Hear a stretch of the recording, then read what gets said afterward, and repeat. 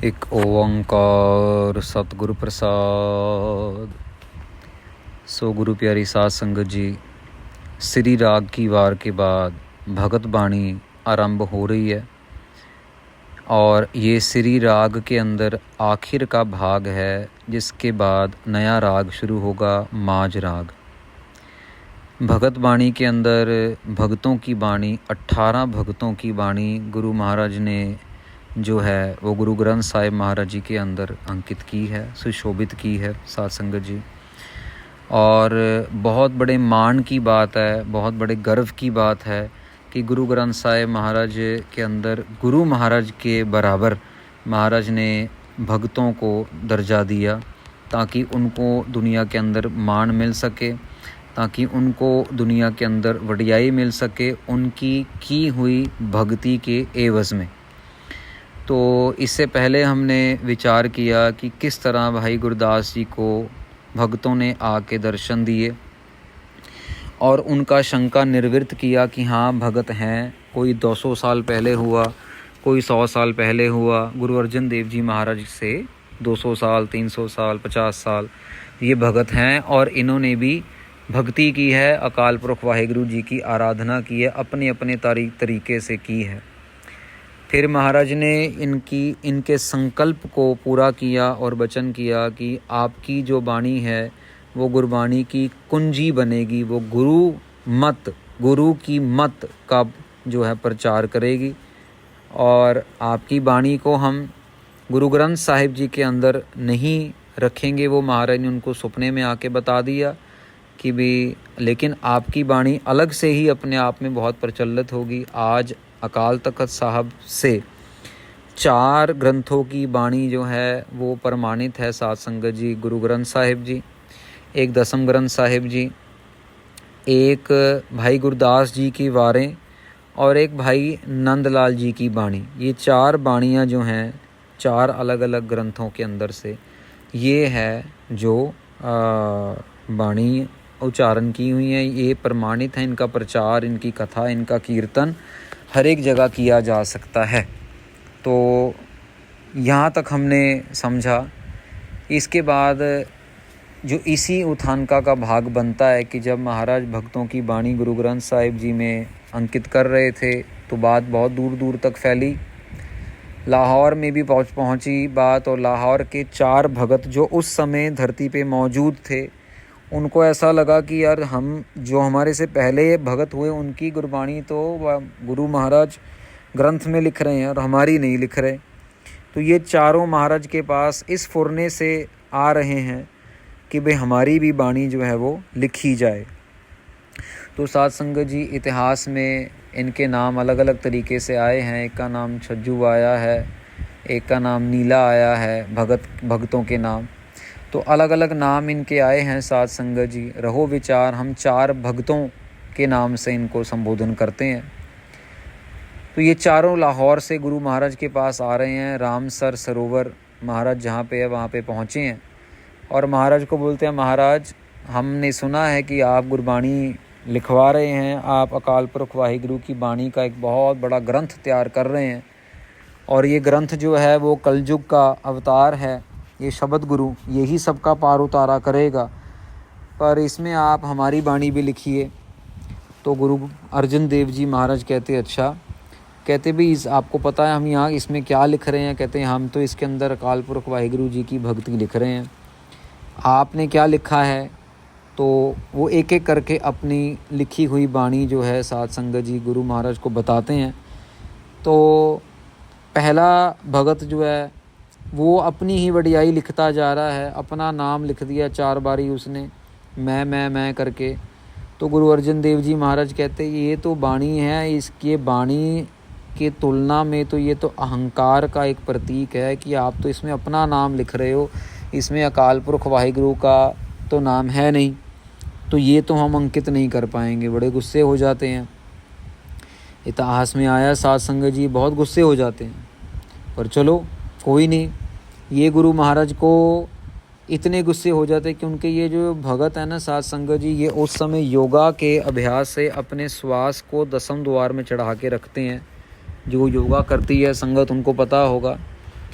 श्वास को अपने दसम द्वार में चढ़ा लेते हैं और उसके बाद ये सांस नहीं लेते, ऐसा लगता है कि ये डेड हैं, ऐसा लगता है, लेकिन ये जीवित होते हैं।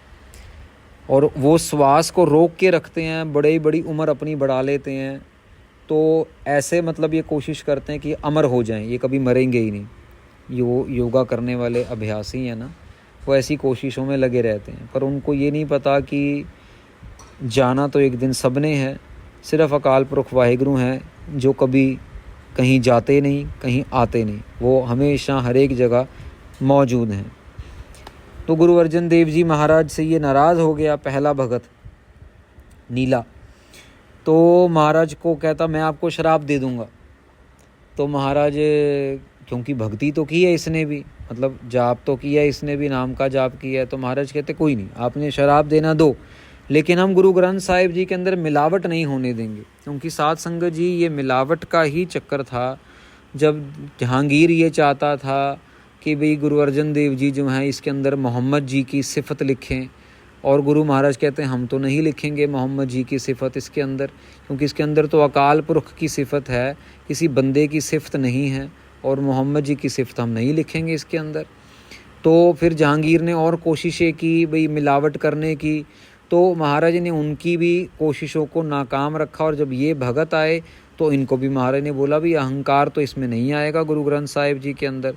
तो ये पहला भगत कहता है मैं शराब दूंगा आपको, और आपको जो है बहुत ही ज़्यादा कह लो कि आग के अंदर जलना पड़ेगा, आपको ये करना पड़ेगा, आपको वो करना पड़ेगा, तो मतलब मैं बहुत गर्मी से आपको तपाऊंगा और ऐसे आपको मारूंगा।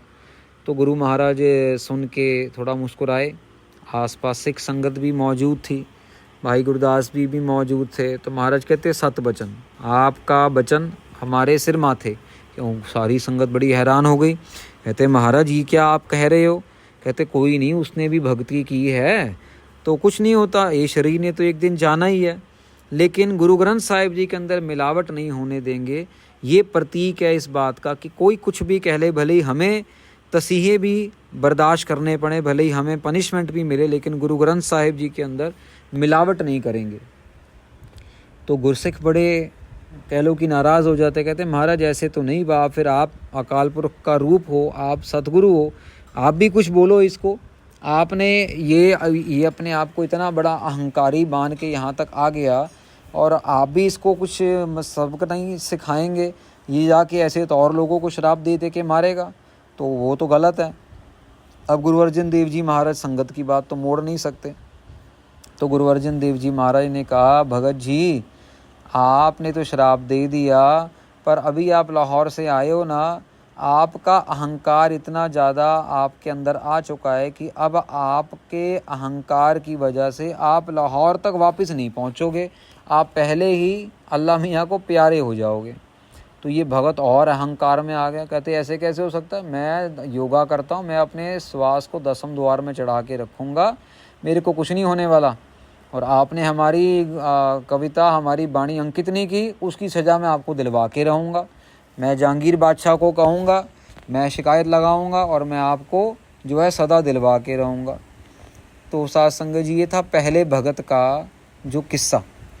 तो ये थोड़ा बड़ा था, इसीलिए ये कल हमने शेयर नहीं किया। अब दूसरे भगत की बारी आती है। दूसरा भगत भी अपनी लिखी हुई कविता लेके आता है, वो सुनाता है।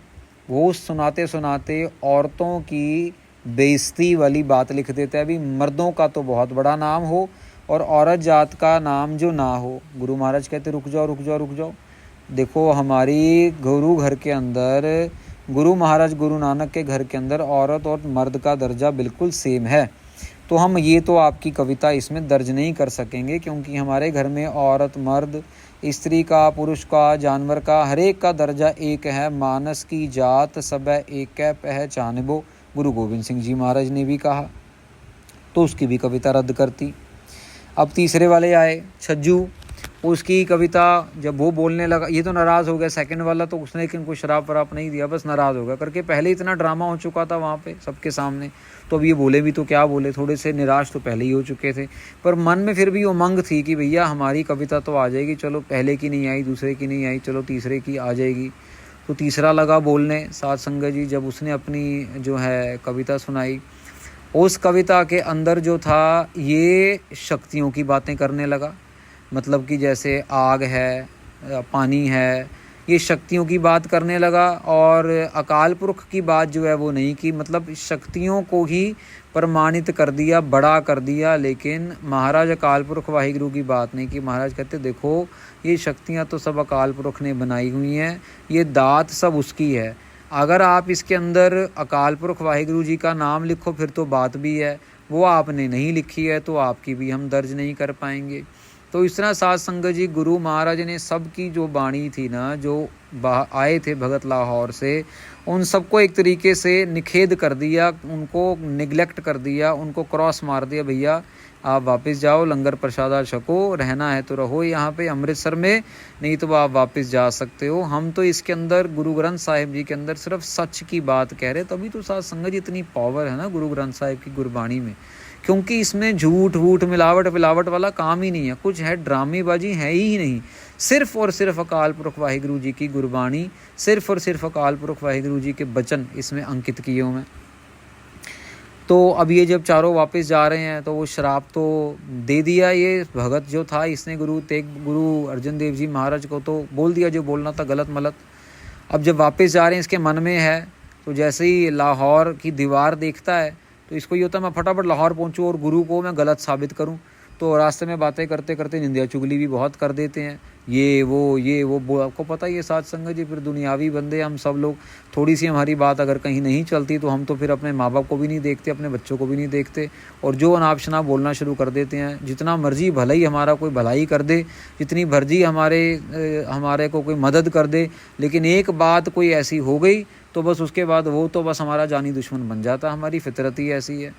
तो यहाँ पे ये जा रहे हैं वापसी, जैसे ही ये लाहौर के कह लो कि दीवार नज़र आती है इनको, लाहौर शहर की जंगल के आगे जाके दीवार नज़र आती है खेतों खलिहानों से, तो ये जो है बैठ जाते हैं सारे के सारे समाधि में। कहते अब तो पहुँच गए लाहौर, अब तो लाहौर पहुँच गए, वो आ गया लाहौर नज़र आ गया। क्योंकि योगा करने वाले हैं तो अपने आप को तसल्ली, शांति, अपने आप की थकावट उतारने के लिए योगा इस्तेमाल करते हैं। अब साध संगत जी जैसे ही ये बैठते हैं चारों के चारों योग करने के लिए, तो बड़ी तेज़ आंधी चलती है, बड़ी तेज़ तूफ़ान चलता है साध संगत जी, बहुत तेज़ तूफ़ान चलता है। और जब तूफ़ान चलता है तो वहाँ पे एक रथ होता है जी, क्योंकि ये रथ से आए होते हैं, रथ से वापस जा रहे होते हैं। तो क्या करते हैं ये सारे योगा करने के लिए नीचे बैठते हैं, और जिसको शराब मिला होता है पहले भगत को, तो वो जो है वो रथ के ऊपर बैठता है और अपने श्वास में वो अपने दसम द्वार में चढ़ा लेता है। अब जब आंधी तूफान इतना ज़बरदस्त आता है साध संगत जी, वो रथ को भी उड़ाने की कोशिश करता, बड़ी तेज़ तूफान आता है, इसके श्वास ऊपर चढ़े हुए हैं और इसका शरीर नीचे है, शरीर से ऊपर जो है वो श्वास चढ़े हुए हैं। अगर कोई योगा अभ्यास वाला है तो साध संगत जी थोड़ा डीप टॉपिक है, मैं ज़्यादा डिटेल में नहीं जाना चाहता, कि लोगों को लगता है क्या अपना ज्ञान झाड़ी जा रहा है। पर समझ लीजिए कि अपने शरीर से बाहर निकल जाता है योगा करने वाला, तो शरीर से बाहर निकल के वो सब कुछ देख सकता है कि मैं कहाँ बैठा हूँ, क्या कर रहा हूँ, क्या नहीं कर रहा हूँ। ऐसा लगेगा कि शरीर से आप 10 फुट ऊपर हो और शरीर को नीचे आँखों से देख रहे हो भी आपका शरीर कहाँ घूम रहा है, बैठा हुआ है, हिल रहा है, क्या है। बहुत एक अच्छी आनंद वाली अवस्था है, जिनको मिली है वो खुशी से मनाते हैं। पर गुरु महाराज ने हमें इस अवस्था में कह लो कि रहने से एक तरीके से मना ही किया। महाराज ने तो नाम ही जपने के लिए बोला, क्योंकि जिनको फिर ये दसम द्वार में श्वास चढ़ाने की आदत पड़ जाती है करके आनंद बहुत है, फिर वो नाम जपने के चक्कर में रह जाते हैं, वो नाम नहीं जपते, फिर वो ये इसी में रहते हैं, बस श्वास चढ़ा के बैठ गए और फिर नाम नहीं जप सकते करके। इस अवस्था में नाम जपना थोड़ा डिफ़िकल्ट हो जाता है, बंदा आनंद में ही रहता है। तो गुरु महाराज क्या कह रहे हैं, महाराज ने वचन किया था भी तू लाहौर तक भी नहीं पहुँचेगा। इतनी तेज आंधी तूफान आया साध संगत जी, श्वास ऊपर चढ़े हुए थे, शरीर नीचे था, आंधी तूफान में रथ भी उड़ गया, शरीर को भी नीचे उठा के पटक के मारा, और ये जो भगत जी थे इनकी जो थी मृत्यु हो गई। अब बाकी के 3 भगत, क्योंकि वो उन्होंने श्वास चढ़ाई नहीं थे दसम द्वार में, वो बच गए। और वो देख के बड़े हैरान होते कि यार गुरु अर्जन देव जी महाराज ने कहा था भी लाहौर भी नहीं पहुंचेगा, और देख लो दीवार तक पहुंचा भी नहीं, लाहौर के बॉर्डर पे भी नहीं पहुंचा अभी, और इसके जो है श्वास जो है वो पूरे हो गए। इसका मतलब बड़ी शक्तिशाली गुरु अर्जन देव जी हैं। हम अच्छा हो हम कुछ फालतू नहीं बोले, ये तो हमारा भी काम हो जाना था, और हम तो इसी में हमारा भला है कि हम उनके साथ अपनी तुलना ना करें, अपने अहंकार को नीचे ही रखें, ताकि हमारे साथ हमें किसी तरीके की सज़ा ना मिले। तो साध संगत जी, ये 4 भक्तों की महाराज गुरु अर्जन देव जी महाराज ने निर्वृत्ति की कि भैया आपकी जो वाणी है वो हम अंकित नहीं करेंगे, और इसमें गुरु ग्रंथ साहिब महाराज जी में सिर्फ और सिर्फ अकाल पुरख वाहिगुरु जी की सच्ची अकाली वाणी अंकित रहेगी। तो साध संगत जी, ये भगत वाणी से पहले ये उत्थान का जो है ये सुनाई जाती है, ताकि भक्तों के प्रति, अब आप समझिए कि जिन भक्तों की वाणी महाराज ने अंकित की है वो कितनी ऊंची अवस्था के मालिक होंगे और कितने प्यार में उन्होंने वाणी उच्चारण की होगी, तभी जाके गुरु महाराज ने अपने साथ बिठा दिया और उनकी गुरबाणी को गुरु ग्रंथ साहिब जी के अंदर इतना महान दर्जा दे दिया। भले ही कई लोगों ने तो नाम भी नहीं सुने होंगे। आज साध संगत जी, ये महाराष्ट्र में जब प्रचार होता है ना, तो पीछे कुछ लोग आए, वो बैम्बू की हमने एक क्लास लगाई यहाँ पे, तो अरदास की, हुक्मनामा लिया, हुक्मनामा के अंदर वो भगत नामदेव जी का शब्द आ गया।